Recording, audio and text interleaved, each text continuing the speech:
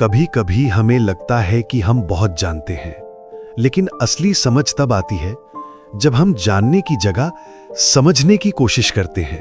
एक बार की बात है, एक प्रसिद्ध प्रोफेसर थे, बहुत विद्वान, बहुत डिग्रियां और उससे भी ज्यादा अपने ज्ञान पर गर्व। एक दिन उन्होंने सुना कि एक जैन गुरु हैं जो जीवन और ध्यान के रहस्यों को बहुत सरलता से समझाते हैं।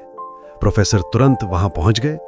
बैठते ही बिना रुके बोलने लगे, मैंने इतने सालों तक पढ़ाया है, सैकड़ों रिसर्च किए हैं, मेरे लेख विदेशों तक छपे हैं।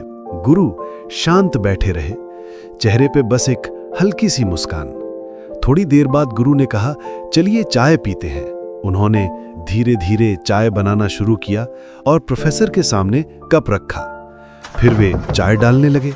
कप भर गया, मगर उन्होंने डालना बंद नहीं किया। चाय किनारों से बहकर मेज पर फैलने लगी। प्रोफेसर घबरा गए, बोले, गुरुजी, कप तो भर गया है, अब और नहीं डाल सकते। गुरु ने मुस्कुराकर कहा, बिल्कुल सही कहा आपने, ये कप अब नई चाय नहीं ले सकता। ठीक वैसे ही जब तक मन पहले से भरा रहेगा, नई शिक्षा उसमें समा ही नहीं पाएगी। प्रोफेसर कुछ क्षण चुप रह गए। उनकी आंखों में समझ की एक नई चमक थी।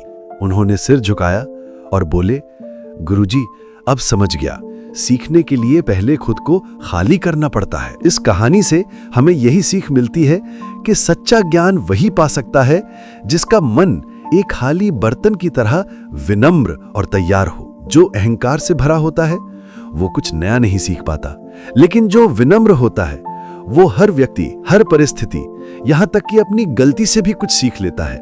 सीखने की शुरुआत तब होती है जब हम मान लेते हैं कि हमें सब कुछ नहीं पता